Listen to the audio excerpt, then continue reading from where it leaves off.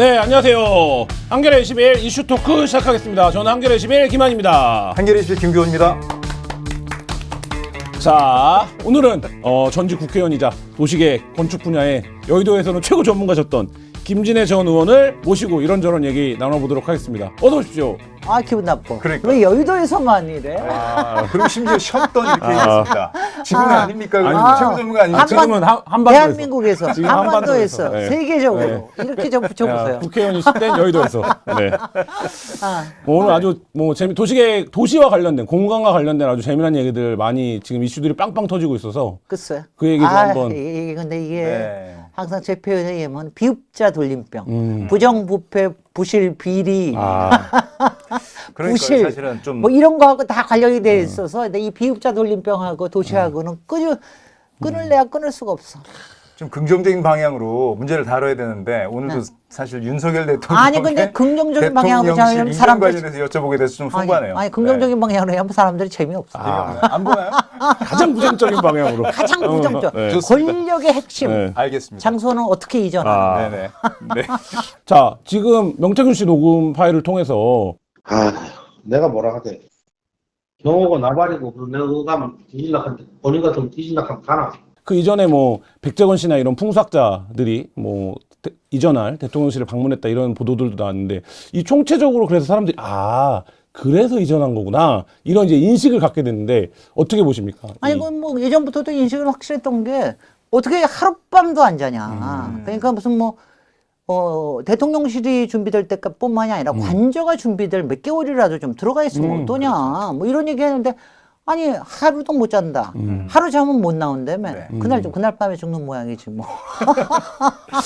아니 근데요 이게 그러니까 미신과 무속과 점괘와 주술과 이런 것들이 이제 사실 항상 얽혀 있는 데가 청와대라는 공간입니다. 왜냐하면 근데 그거는 권력 공간에는 항상 그런 게 있어요. 왜냐하면 권력이라고 하는 게 항상 궁중암투뿐만 아니라 서로 간에 암투가 항상 있어요. 거기에 투쟁이 있기 때문에 그 투쟁할 때 이용하는 게 뭡니까? 언론을 이용하잖아요. 네. 홍보를 이용하잖아요. 네. 그중에서 소문.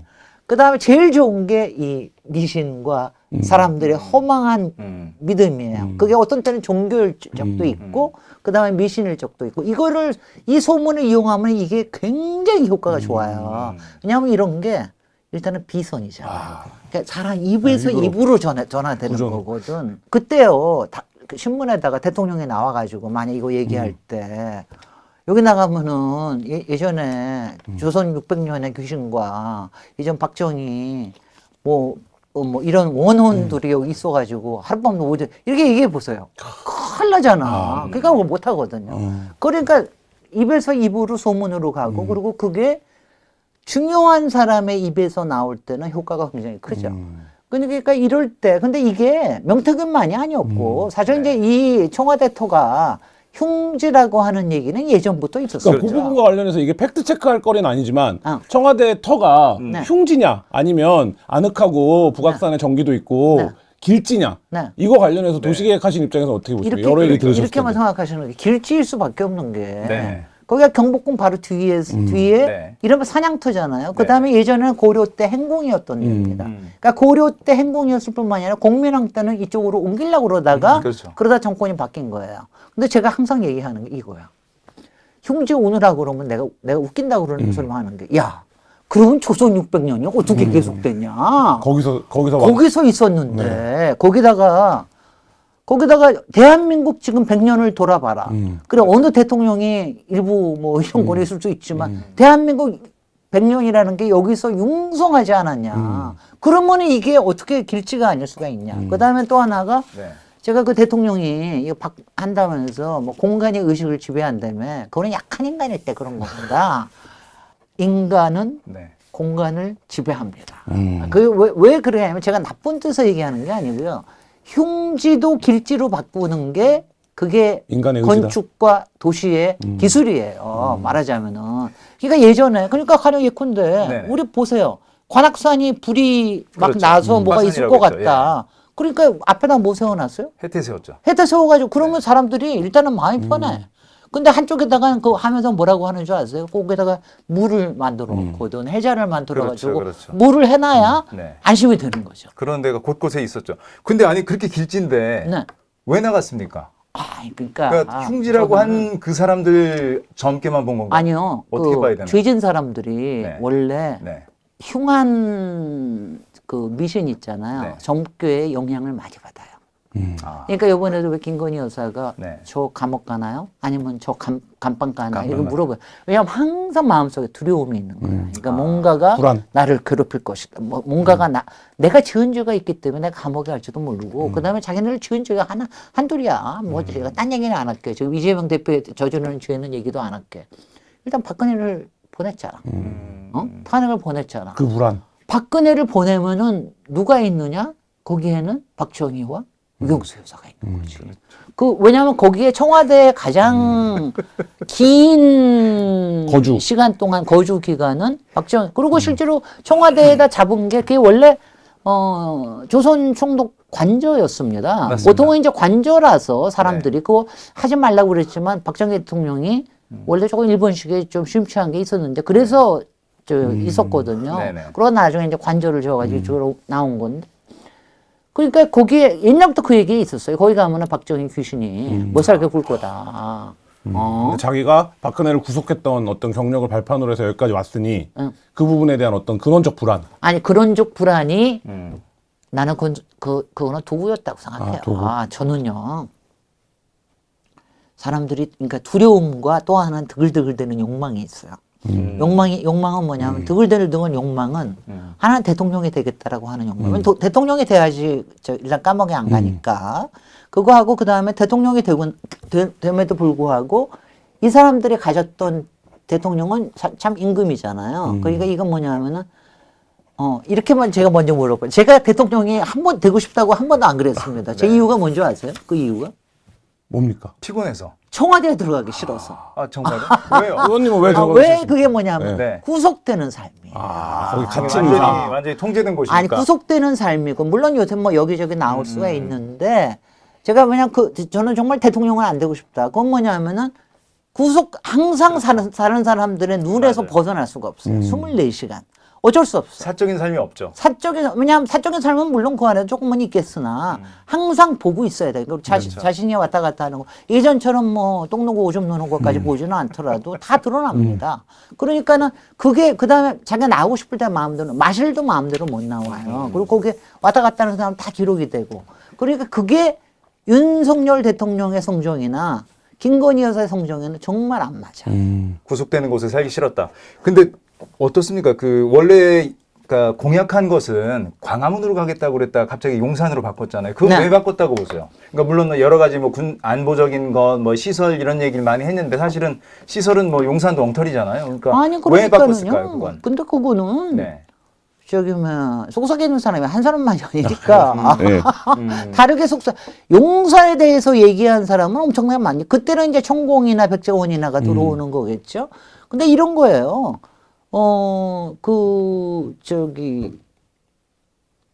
광화문에 만약 갔으면은 네. 광화문에 갔으면은 관저는 어디가 됐겠습니까? 청와대가 됐죠. 아니죠. 총리공간으로 총리공간? 그때 총리 찍어놨었죠. 공간도 얘기했지만 네, 실제적으로는 저쪽에 청와대에 그대로 썼을 가능성이 네. 있죠. 아, 관제를 그대로 쓴다. 거리상으로 봤을 때. 역시 거기도 귀신이잖아. 그러니까 거기는 들어가기 싫지. 그러니까 거기는 유홍준 청장도 안 좋다고 그랬어요. 아니요. 그 관저는. 관저 아니 네. 근데 그거는 제가 보기에는 저도 네. 관저에 가봤는데 설계가 잘못했어요. 그래서 그런가요? 설계가 좀 우묵한 곳이어서 그런 거 그리고 아닙니까? 네. 우묵한 곳이기도 하고 박지가 않아요. 그러니까 관저 박지가 자체가 않더라고요. 박지가 네. 않아요. 난 네. 저는 맞은 청와대 전체 마스터 플랜이 잘 됐다고 생각하는 사람이 아닌데 이쪽에 앞에 대통령실의 근무실이 있잖아요. 네. 그쪽에는 사실 산 밑에 굉장히 좋게 한 거에 비해서 관저는 굉장히 외진고, 어둡고. 외집고 약간 어두워. 음. 그쪽으로 거기다가 회색으로 저기가 돼 있어가지고 상당히 좀 기분이 그렇게 좋은 데는 잘 아니야. 보이지도 않습니다. 아니 보이지 않는 네. 건 상관없어요. 네. 보이지 않으면 좋지 뭐 그래. 아니 그러니까 그만큼 거기가 좀 외진 곳이라. 아니 일부러 그렇게 해준 거예요. 그러니까 일부러 좀 그렇게 한것 같아요, 안 조용하게 보이게. 조용하게 네. 저기 하라고 그러면 그렇게 한 거예요. 의원님 보시기에 지금이 이제 말하자면 청와대를 이전한다, 광화문으로 올 거냐, 용산으로 갈 거냐, 뭐 세종으로 가야 되는 거 아니냐, 뭐 이런 논의들에서 이 논의의 본질이 아니라 관절을 어디에 둘 거냐가 이 몸통을 저는 흔들었다고 그럴 보십니까? 거라고 봐요. 저는 그렇게 봐요. 그러니까 내가 어디에 저기에 하루도 단 하루도 자기가 싫겠다 이거가 있고 그러니까 김건희 여사는 일단은 김건희 여사가 여기서 저는 주도권 항상 집에 대해서는 여자가 주도권 잡습니다. 그건 어쩔 수가 없어요. 그건 뭐냐면 나 저 집에서 안 살 거야. 나 하루도 안 잘 거야. 그러고 끝이에요. 아, 그렇게 됐다고 보시는 거군요. 저는 그렇게 봅니다. 그러면 그러고 난 때문에. 다음에 본관이 아니라 그러고 관저 난 때문에. 다음에는 여러 가지 생각을 해보는 거죠. 여러 가지 생각을 해봐가지고 하다가 그러다가 용사는 뭐 자기네들도 2월 달부터 얘기가 나온 건 사실이에요. 근데 이제 자기네들도 봤을 때 실무적으로도 굉장히 이거는 좀 어렵다. 국방부를 내보내야 되는데 어떡하냐 이런 거 있었는데 네네. 그럴 때 속삭이는 사람이 나타나지. 속삭이는 사람이 누군지는 저는 모릅니다. 전공인지 아니면 김용현인지. 그때 김용현하고 경향신문사 박 박성진 기자라는 기자. 사람하고 네. 같이 얘기했다는데 그건 맞아요. 뭐냐면은 이게 일단은 공간을 잡아야 되잖아요. 네. 그다음에 당장 들어가야 되잖아. 그럼 있는 데 들어가야 되잖아. 네. 그러려 그러면 좋았고 거기에 저는 제 이론인데 김건희 여사가 귀신을 그렇게 무서워했다면 저는 윤석열 대통령은 항상 역모를 두려워한다고 생각을 합니다. 귀신과 악몽. 점점 이 모습이 아니 그게 뭐냐면은 것 같은데. 뭐냐면 아니 왜냐하면 그러니까 마음속에 그 역모라는 건 딴 거 아니에요. 누가 나를 기소를 해가지고 나를 갖다가 뒤집어 엎을지도 모른다라는 거. 북한에서 나를 암살할지도 모른다는 거 이런 거예요. 이런 현실적인 두려움이 항상 있다. 내가 감옥에 갈지도 모른다. 여기서 탄핵돼가지고 쫓겨나갈지도 모른다. 오늘 그럴 때 안심이 되는 데 가고 싶죠. 그렇군요. 그러면은 벙커 있는 데 가야 되잖아. 그게 용산이다. 국방부 옆으로 가서 군인 옆에 거기다 미팔군까지 있어. 그렇죠. 미팔군 옆에 있으니까 거기다가 저기 바이든은 살살 꼬시면 바이든한테 납작 엎드리면 잘 봐줄 것 같아. 그래도 우물풍선은 떨어지더라고요. 그럼요. 그 용산터는 어떻습니까? 사실은 이걸 그 풍수하시는 김두규 그 교수한테 한번 물어봤는데 용산터에서는 굉장히 혹평을 하고 네. 청와대터는 마찬가지로 굉장히 호평을 하시더라고요. 선생님 아니 어떻게 일단은 보십니까? 이렇게 생각을 하셔야 되는 게 이제 네. 청와대나 경복궁은 굉장히 길치일 수밖에 없는 게 아주 전형적인 배산 임수예요. 그렇죠. 그러니까 그쪽에 물에 잠기는 법이 없어. 그잖아요 여태까지. 그렇죠. 거기다가 그런 마사토를 곳을 싹 잡았으니까. 해가지고 우리 햇볕 참 좋아요. 잘 되고. 그 다음에 이제 문재인 대통령도 답답해 하시던데 청와대 안에서. 왜냐하면 앞에서 보면은 남산하고 도심이 보이면서 앞이 꽉 막힌 것 같아. 그 왜 그러냐 하면은 요렇게 쌓여 있으니 옛날 도성이라는 게 이렇게 쌓여 있는 데잖아요. 그렇지만 아늑한 거는 또 있어요. 그게 있는데 용산에 가면은 어떻습니까? 이건 있어요. 용산에는 일단은 거기가 높기도 하지만은 일단 환하게 보여요. 다 보이죠. 네. 강남까지 다 환하다. 보이고 한강까지 다 보이지는 않더라도 환하게 보이니까 좀 시원한 감은 맛은 있죠. 있군요. 근데 이제 이거는 용산은 일단은 제가 먼저 얘기해드릴게요. 김기현 기자님은 잘 아실 때 용산은 절대로 용산이 아니에요. 용산에는 맞아요. 용산이 없는 거 아시죠? 맞아요. 예. 용산이라는 게 용용자 네. 산산자인데 용산이라는 이름은 용산에는 없어요. 그렇죠. 그건 마포에 있습니다. 마포에 지금 예전에 제가 살던 집 근처인데 거기 지금 왜 배터리 카톨릭 빌딩, 성당, 전전집 빌딩 카톨릭 있는데. 성당이 네. 있는데 거기가 그 거기가 언덕이 원래 용산이에요? 옛날 네. 그게 수선전도에 고산자 김정은 선생님이 하신 거에 거기 정확하게 용산이라고 써 있어요. 맞습니다. 거기가. 그러니까 이쪽 용산하고는 달라. 이쪽 끝에 가서 이게 무학재 라인이에요. 그게. 네. 그래서 완전히 달라요. 근데 거기를 왜 용산이라고? 근데 왜 그러는 용산이라는 이름이 붙었냐? 일제가 한 짓이야. 그렇죠. 일제가 이제 이쪽만 하더라도 솔직히 이렇게 평지가 있고 성 밖에 옛날에는 성조 심리라고 그래가지고 성 밖에 이제 이게 있는데 성 밖은 되게 이런 거였어요. 근교 농업 지역이야. 그러니까 농작물을 여기다가 네, 이제 성내에도 들어오고 그러니까 네. 인구 컨트롤도 많이 하고 그랬어요. 그러니까 별로 그러다가 그러니까 땅이 많아. 근데 용산은 더군다나 남대문 바로 밑이에요. 수로도 가깝고 용로도 가까워. 그러니까 옛날부터 외국 군대만 들어오면 여기에 주둔해. 그렇죠. 원나라, 청나라, 아, 그렇죠. 외나라.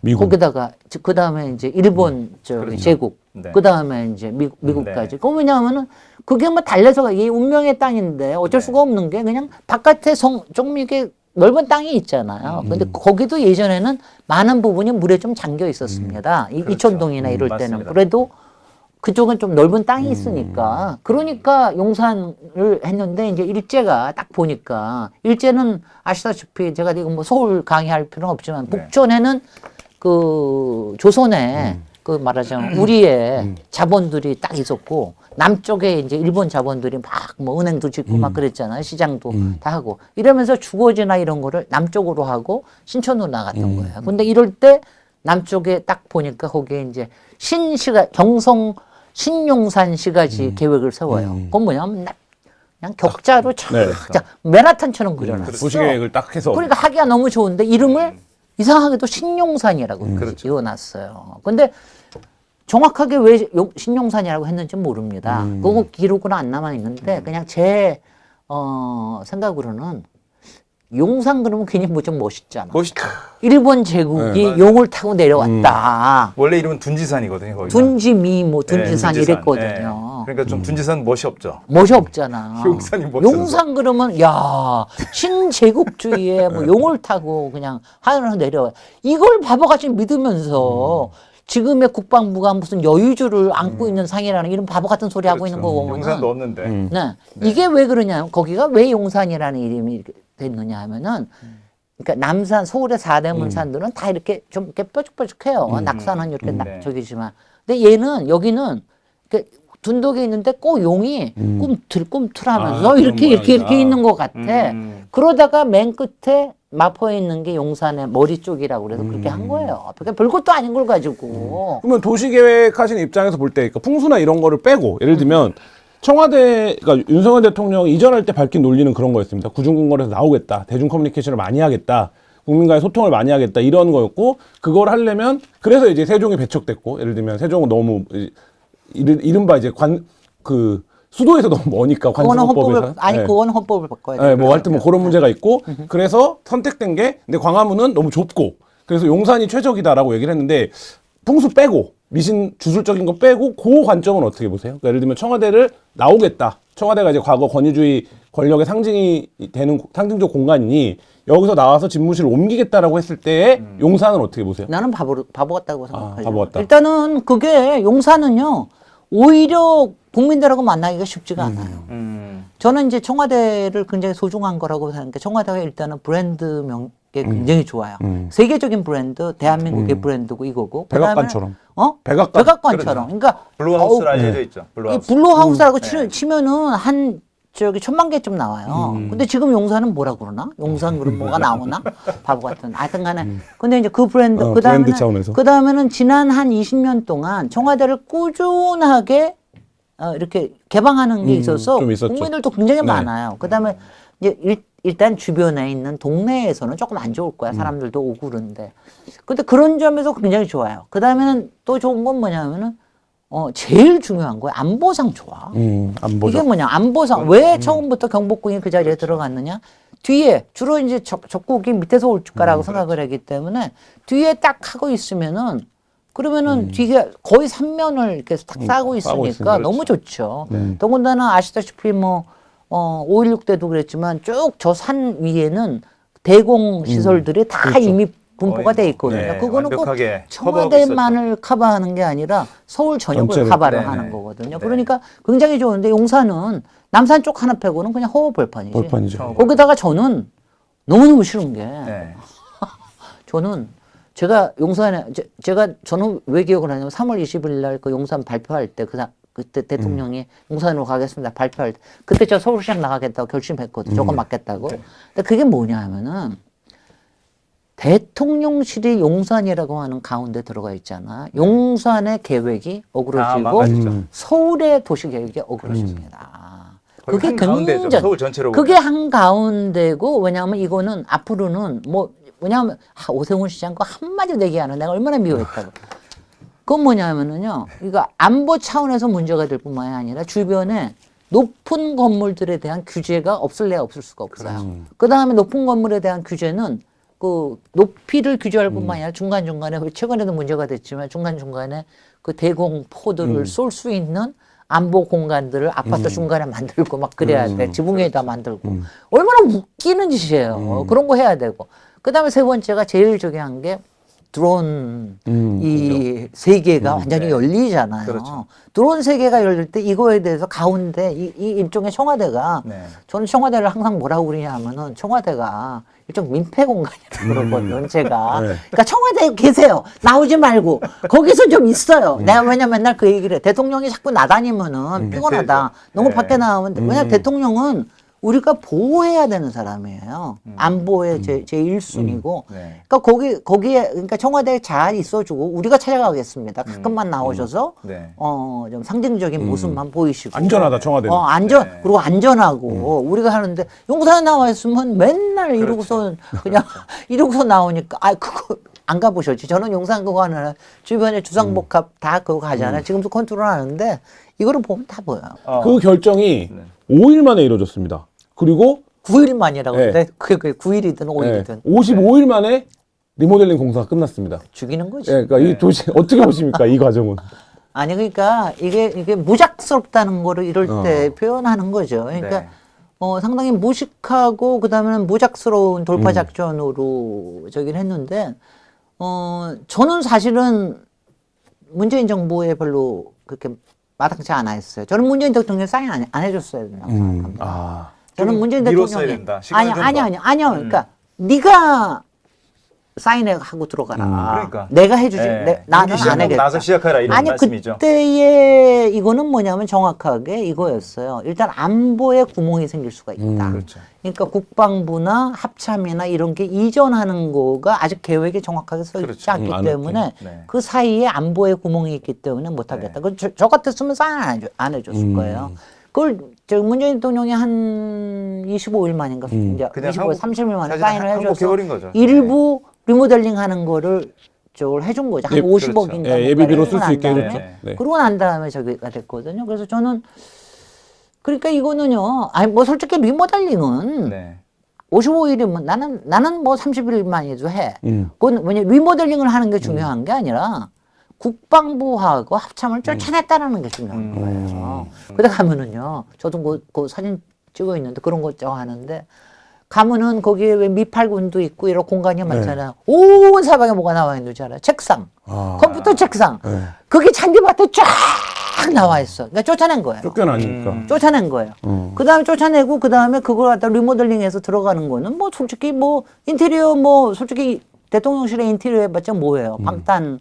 근데 다만 방탄이나 이런 거는 문제가 됐지만 뭐 그거 하니까 그거는 가능할 수 있는 거죠. 그럼 보안에는 실패한 거 아닙니까? 근데 보안에 실패한 지금 거죠. 방탄. 그 도청된 아니, 그러니까 거 보면. 도청된 네. 거 문제 있고. 그러니까 제대로 이를테면 절차를 밟아서 네. 충분히 그 보안 장치를 못한 것 아닙니까? 그리고 오물풍선도 마찬가지예요. 오물풍선 적어도 용산 그 대통령 지역에는 안 떨어지게 주변에서 뭘 할 수 있는 걸 만들어 놨어야지. 전혀 근데 뭐 못했죠. 아무것도 없죠. 드론도 못 잡았고 오물풍선도 못 잡았죠. 드론도 샥 하고 말이지. 오물풍선은 또 심지어 다른 나라 정상에 왔을 때 떨어져갖고 아, 그랬나? 인사하고 있는데 떨어져갖고 아, 네, 그래? 잔디밭에. 이런 그 졸속적인 그리고 솔직히 네. 솔직히 저는 네. 이제 이거는 건축가적인 입장에서 얘기하면 네네. 조금 아까는 여태까지 도시적인 입장, 네네. 대한민국의 위상의 입장 이런 얘기했는데 건축가적인 입장에서 보면은 네. 정말 쪽팔리지. 그 건물도요.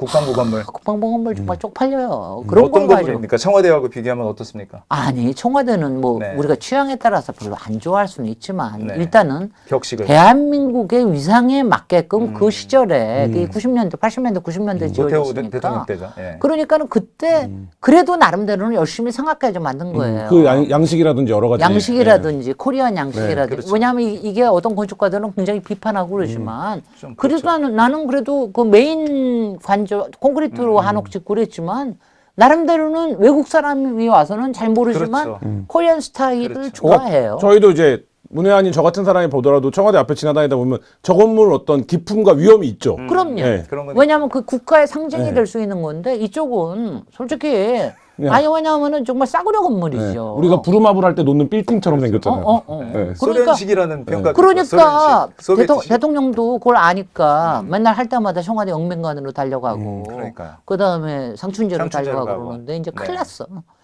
이제 저기 하고 저 트럼프하고 멜라니아 오시면 어떡하나. 외국 사람들을 이렇게 막 대접할 때 사람들이 우리나라는 베이징하고 뭐가 달라서 어쩌고 뭐 베이징 가면은 정말 무슨 자금성 뭐 그렇죠. 의리의리 하잖아요. 그렇죠. 거기 가면은 정말 옛날에는 뭐라 그랬는지 알아요? 그거에 비하면은 경복궁은 화장실이다. 이런 소리 바보 같은 소리 하고 그랬었어요.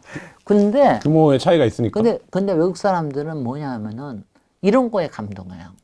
막 뭐가 있는데 주변에서 갑자기 아늑한 데가 있고 그러니까 상춘제 같은 그쵸. 그렇죠. 그런 데서 상춘제가 아주 가면 좋죠. 그다음에 상춘제가. 지난번에 멜라니아 트럼프 여사하고 왜 김정숙 여사하고 거닌 거에 왜 그 이름이 기억이 안 난다. 돌로 생긴 아치 있잖아요. 불로문을 그 밑으로 지나가면서 한마디 다 건네는 거야. 여길 지나고 가면은 불로 장사합니다. 그럼 그 미신이 얼마나 중요하냐고. 근데 용산에 부르면 상징이야. 근데 이제 딱 그렇게 불러면 했는데 그리고 저기 트럼프도 와가지고요. 뭐 대단한 것도 있지만 거기서 막 뭐 이상한 우리나라 옛날 옷 입고 막 뭐 삐삐 불고 막 이러면서 해주니까 신기하고 재밌어 하잖아요. 그렇죠. 그리고 막 산책하고 그다음 멜라니아 여사는 그러면 이번에 이제 만약 오잖아. 그러면 옛날에 그 공간 다 어디 갔어요? 그러니까 저는 그거를 여쭙고 싶었는데 완력으로 합참이랑 국방부 쫓아냈다고 쳐요. 근데 대통령의 외교라든 지금 말씀하신 정확히 그 데모 외교나 의전에서 굉장히 다양한 공간들이 필요로 하는 거잖아요.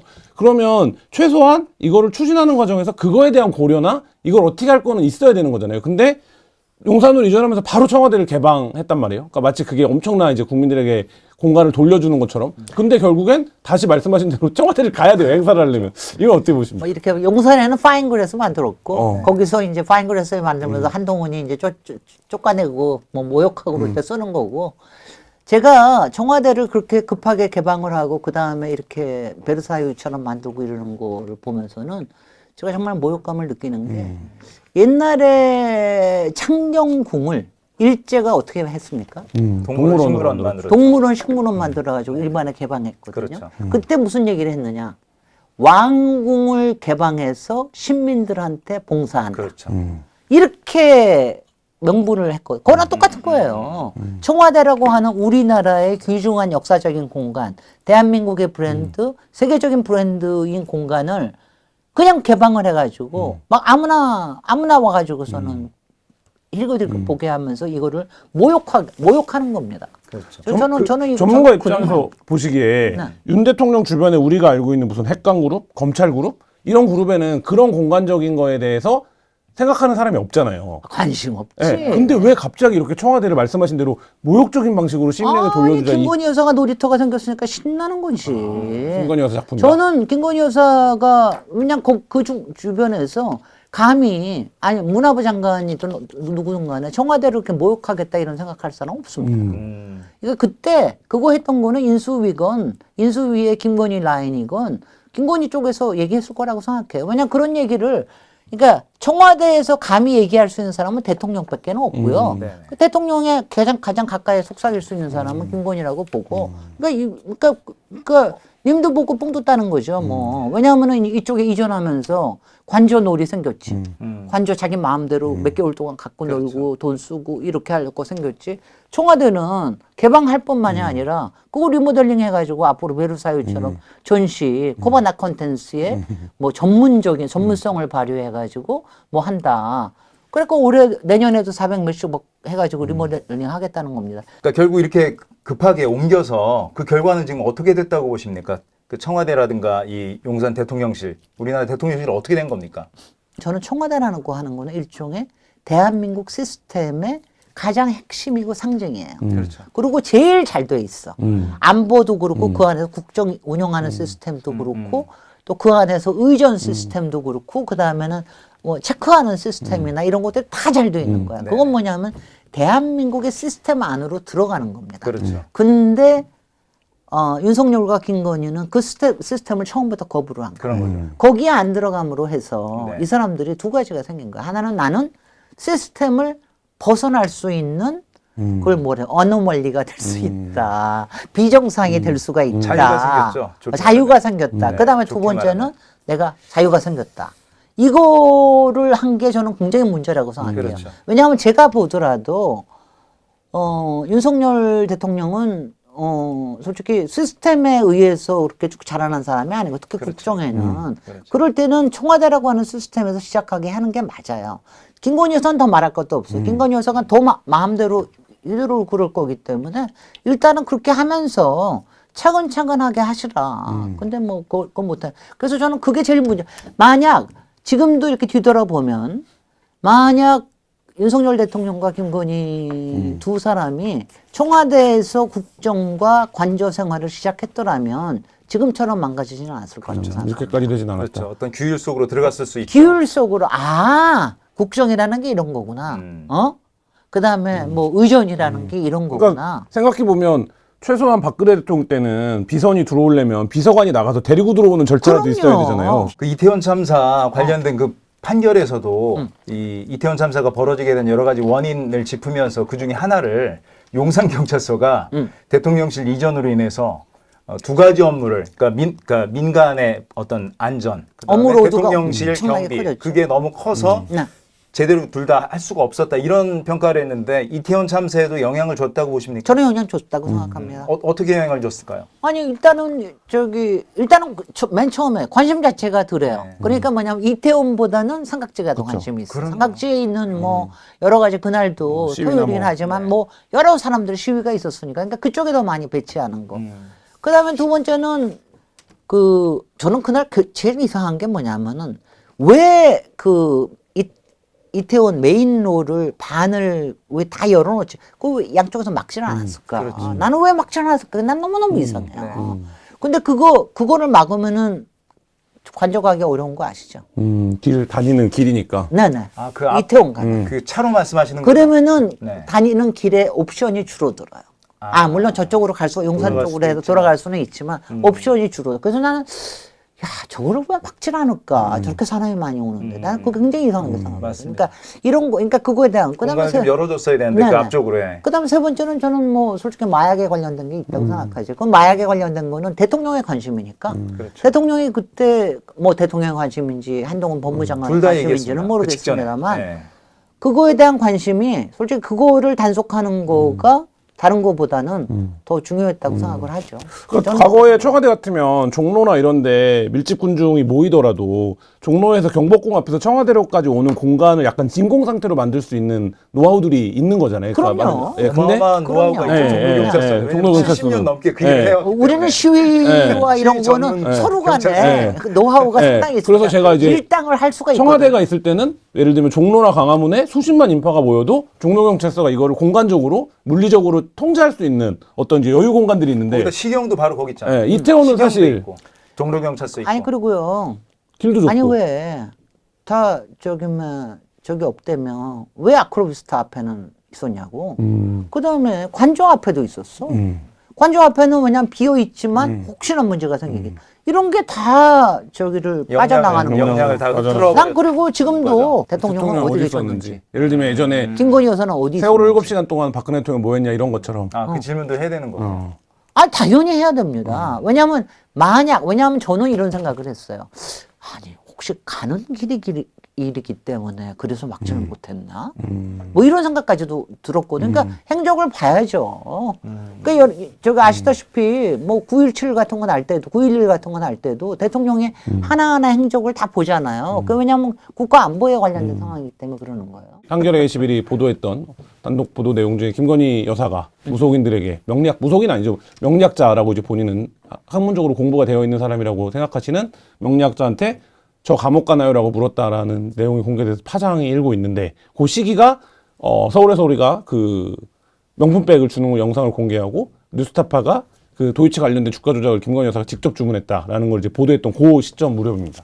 요 자신의 어떤 그러니까 신상을 물은 이 김건희 여사의 이 상담 어떻게 생각하십니까? 저는 김건희 여사가 뭐 딱 세 가지의 종합이라고 생각하는데 두려움, 어리석음, 플러스 드글드글 욕망. 이 세 가지가 가득 차 있는 사람인데 처음에 두려움이라는 게 굉장히 크다고 생각을 합니다. 그래서 근데 보통은 이제 보통은 이제 많이 감추거든요. 자기의 저기로 해가지고. 내적으로. 왜냐하면 내적으로 그러니까 자기의 특히 좀 이렇게 올라갈수록 위상이 올라갈수록 그런 걸 감추는 게 정상인데 이 양반은 감추질 않아. 그거 혹시 들으셨어요? 그 예전에 처음에 그 입당을 하느냐 마느냐 국힘에 네. 윤석열 대통령이 그랬을 때 국힘에 몇 사람들이 가니까 그때 옆에 같이 앉아 있다가 김건희가 하는 얘기가 우리가 국힘에 입당하면 우리 지켜주실 수 있나요? 이렇게 질문했다는 거예요.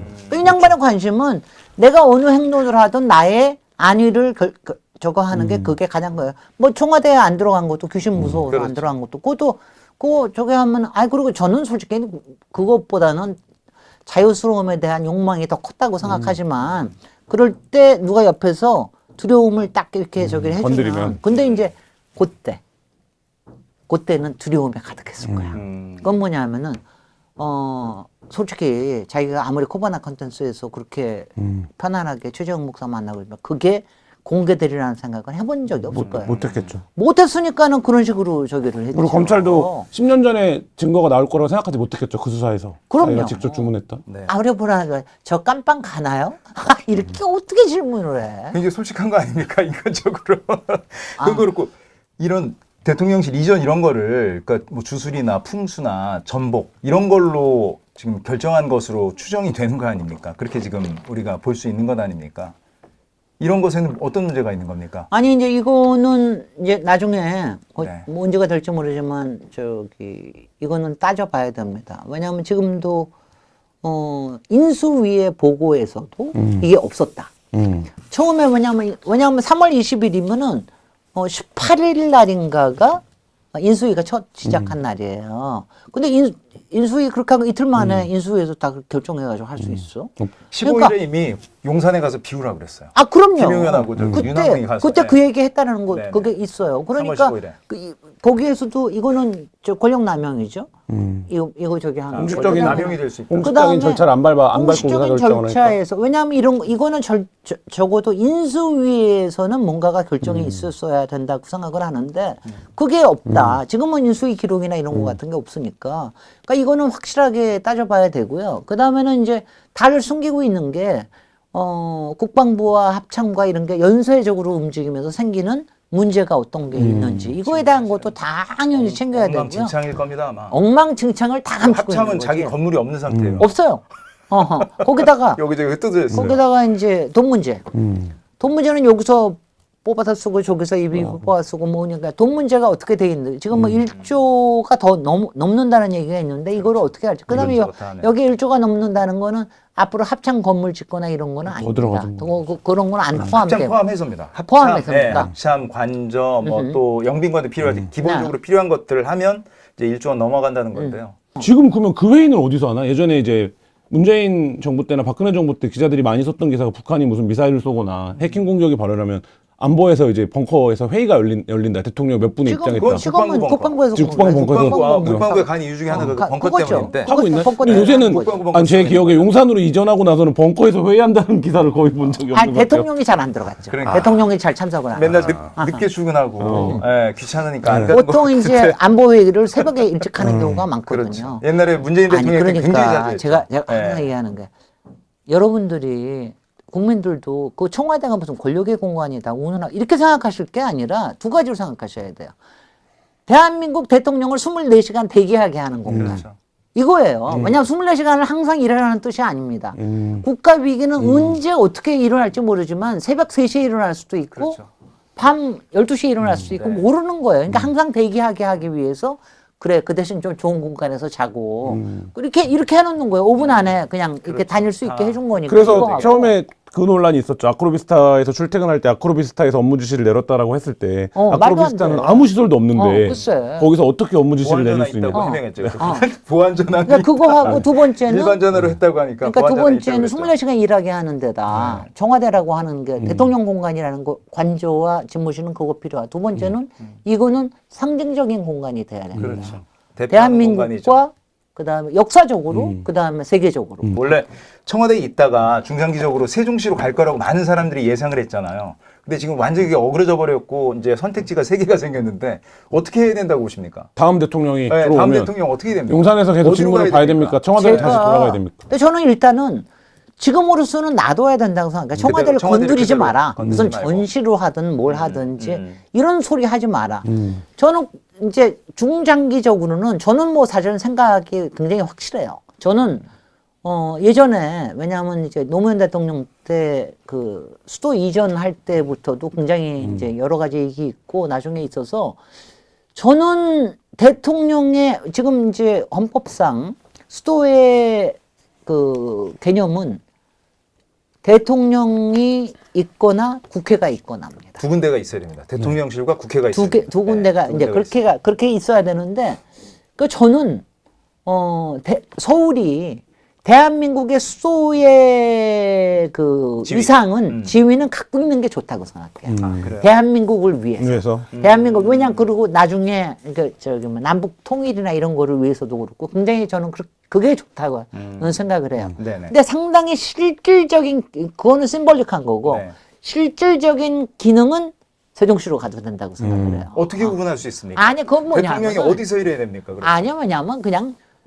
이렇게 쉽게 생각하면 돼요. 네. 외빈을 맞을 때는 서울에 와 있고 와 있고. 청와대에 와 있고 일은 그다음에 국무회의는 국무회의는 세종에서 세종시에서 하고 왔다 갔다 저는- 하려면 너무 힘들죠. 아니 대통령은요. 네네. 저기 뭐 헬기 타고 다니면 헬기 타고 다니면은 40분이면 와요. 그런 거 걱정할 일이 아니고 저는 그래야 된다는 생각을 합니다. 어쨌든 저는 국가 상징으로서의 대통령이 있는 있는 청와대를 데는 청와대는 해야 저는 된다. 지켰으면 유지하고. 좋겠고 만약 정말 저기 많은 국민들이 다 세종시로 옮겨라라고 하는 거로 하면은 저는 이것도 통일 국가의 수도는 어떻게 될지 또 모르거든요. 그걸 위해서도 청와대는 쓸데없는 짓 하지 말고 지금 맡겨놔야 된다. 어쨌든 뭐 리모델링이라든지 이런 걸 안 하고 두면 다음 대통령이 뭐 예를 들면 내년에 될지 2년 6개월 후에 될지 모르지만 다음 대통령이 들어가서 기능적으로 쓰는데 문제는 없다고 보십니까? 다시 이제 기능을 회복하는 데는? 청와대는요 대통령만 폼 잡기 좋고 나머지들은 정말 쓰기가 너무 힘이 좁고 들어요. 예.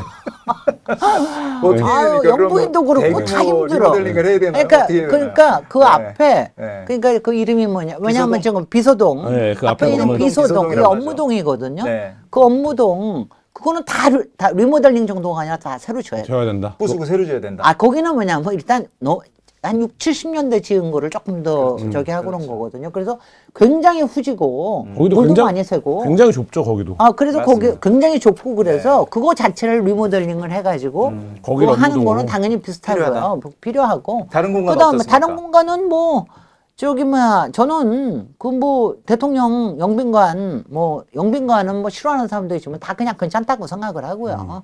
관저는 조금 밝게 만드시고 조명 조금만 더 쓰면 돼. 그리고 관저 나머지 새로 지을 필요는 없습니까? 아, 그런 거 없어요. 저기 왜냐하면은요 네. 우리가 그거 지은 게 지금 그러니까 40년 됐어요. 그런 거죠. 아니 어떻게 40년 만에 집을 부셔 말도 안 돼. 그렇군요. 알겠습니다.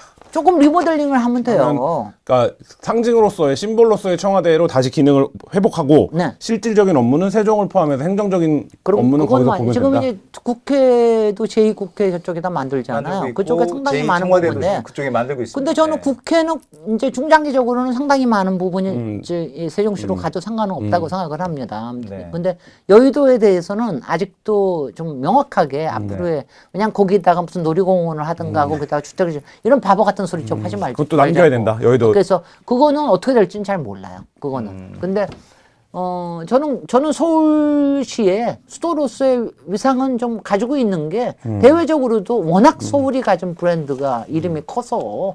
그럼 저는 일단은 그런 게 청와대로 좋아. 가야 되는 거군요. 네? 청와대로 일단 가야 되는 저는 거군요. 다음 대통령. 가는 게 좋은데 다음 대통령은 뭐 그래도 1, 2년은 할 수 없이 뭐 그러니까 뭐 있어야 될지도 비서동 같은 몰라요. 거 새로 지으려면 시간이 시간이 필요한 거 있어야 아니에요? 될지도 몰라요. 네. 네.